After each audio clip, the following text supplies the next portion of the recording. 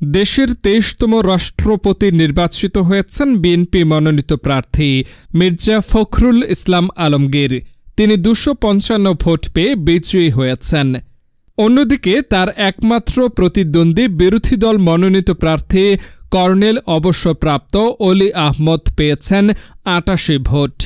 আজ বৃহস্পতিবার জাতীয় সংসদে ভোট গণনা শেষে সিইসি এম নাসির উদ্দিন মির্জা ফখরুল ইসলাম আলমগীরকে বিজয়ী ঘোষণা করেন।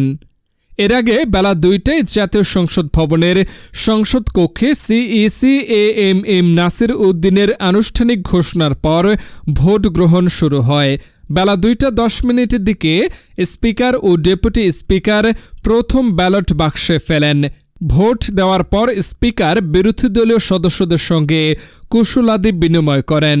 বেলা ২টা ১২ মিনিটের দিকে ভোট দেন প্রধানমন্ত্রী।